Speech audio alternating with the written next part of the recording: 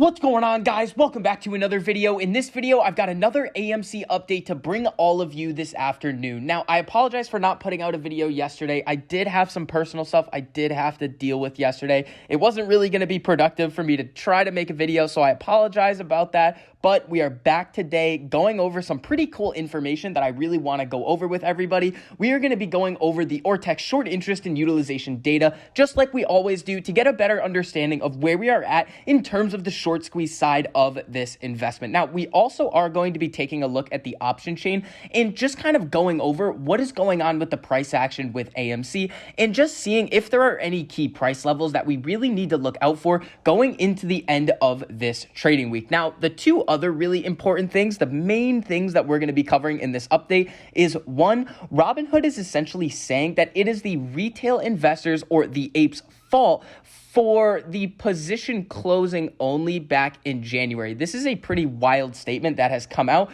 And we're going to go over exactly my thoughts on this. But again, the fact that Robinhood has kind of snuck this into their terms and conditions does not matter. They are still going to have a lot of problems over the long term. Now, the last thing is that AMC has a really solid catalyst coming up. And especially with what has happened this week from the statements from Adam Aron, I think we are gearing up for some really solid news to be coming out. And I do think that Adam Aron is really going to throw us a curveball and come out with something that we have not seen before. And when you combine that with the probability that AMC could have a significant earnings run up, I think we are in a really good spot going forward. So before we get into all of that information in depth, if you guys enjoyed the information and analysis that I provide for you in this video, make sure you guys go down and hit that like button. It costs you nothing to do it, but it really helps us out a whole lot in getting this information out to as many people who want to learn. And if you guys want to see more videos like this, make sure you guys hit that subscribe button and turn on that notification bell. So AMC at the current time is trading at $39.96. So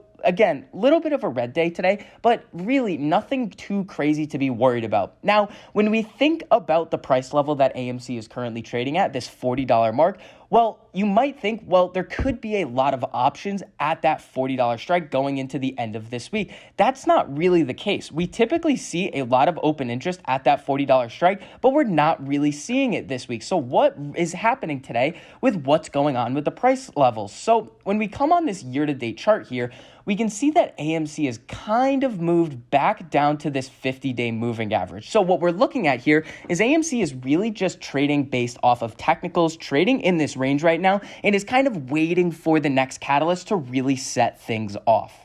Now, when we move over to the Ortex data over here, we can see that the utilization is currently at a relatively low number in terms of what AMC's utilization has historically been at, 86.21%. We also see the estimated short interest at 16.56%. Now, right now, at this point in the day, we did see a slight decrease in this estimated short interest. But again, what we really need to think about here is that these numbers are just estimates. They are not exact. Even the exchange reported short interest numbers are not exact, and that is something we all need to keep in mind. And especially with what has come out in this GameStop report about how, in general, the shorts really didn't cover their positions in a meaningful way to really cause those price movements to the upside, I still think that we are in a really solid spot, and the shorts have not covered. Now, going back to that idea of the options chain, we can see here that there's only about 11,000 contracts in the money for this week, 251,000 contracts out of the money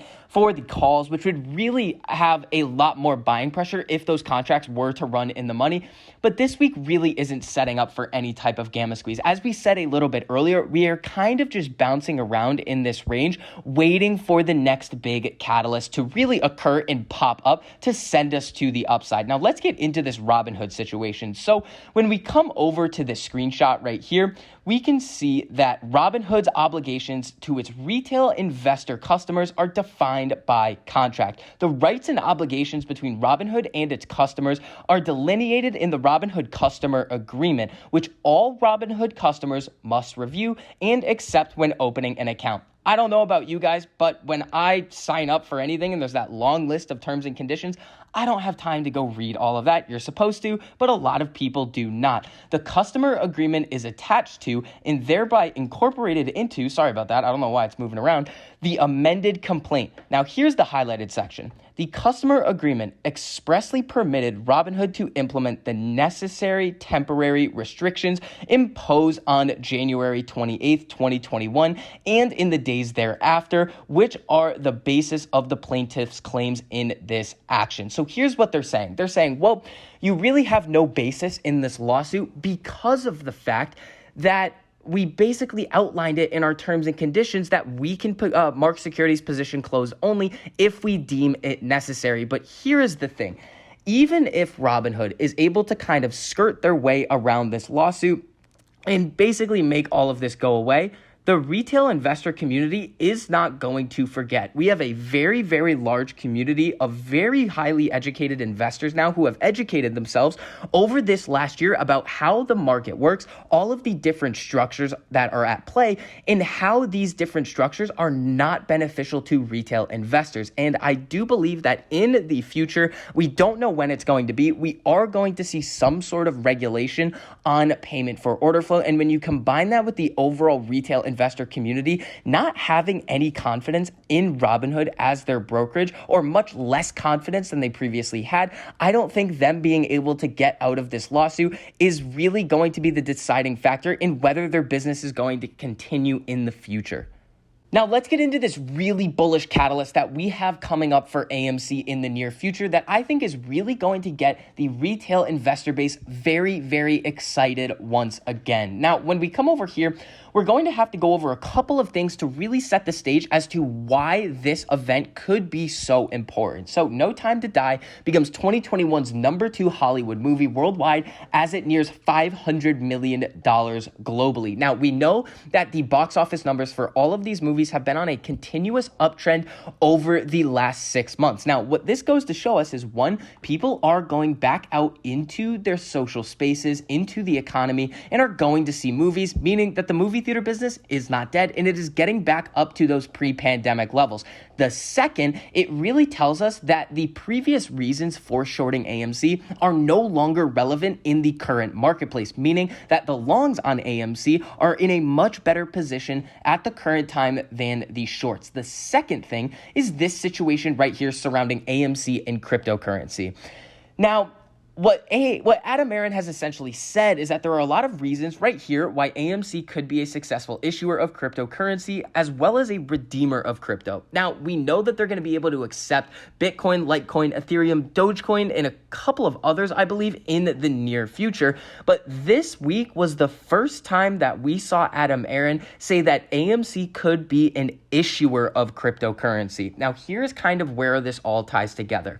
We are going to be having AMC's earnings call in the first week of November. Now, this November 1st date is not set in stone, so I don't want to see everybody going out and spreading that AMC's earnings is going to be on November 1st. This is the estimated date. We are going to need to get the actual date from AMC, the company itself, but we are going to get the most up-to-date financials. Now, when you think about the reason for a lot of individuals, institutions, whoever is bearish on AMC, the reasons for taking those bearish bets are all based on fundamentals. But what AMC has shown us over the past 6 months is that the fundamentals have gotten so much better. The second thing is that if those fundamentals are getting better, they are paying off their debt. We already know that next summer, towards the end of Q3, I believe, is when AMC could potentially be debt-free and is when they're going to be considering a dividend, like Adam Aron said in his last earnings report. So that means that this earnings date coming up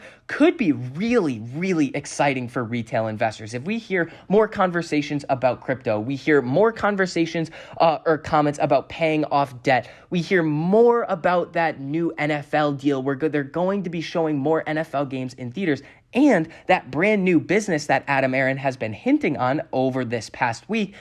How can you not be extremely bullish going into the beginning of November and the end of the year if you are bullish on AMC? We are set up in an awesome spot right now. We have seen a slight sell-off today, but again, as we showed, it's basically just a technical move, and we are trading based on that range, and we are waiting for that next catalyst to send us moving to the upside. So that is going to wrap up this update on AMC. If you enjoyed the information and analysis that I provided for you in this video, make sure you go down and hit that like like button. It costs you nothing to do it, but it really helps us out a whole lot in getting this information out to as many people who want to learn. And if you guys want to see more videos like this, make sure you hit that subscribe button and turn on that notification bell so you're notified every time I post a new video, so you get to stay up to date on all of your favorite stocks, learn about a couple of new ones, and see exactly which options I'm trading and which strategies I am using to trade them. So I hope you guys are having a great day, and I'll see you guys in the next video.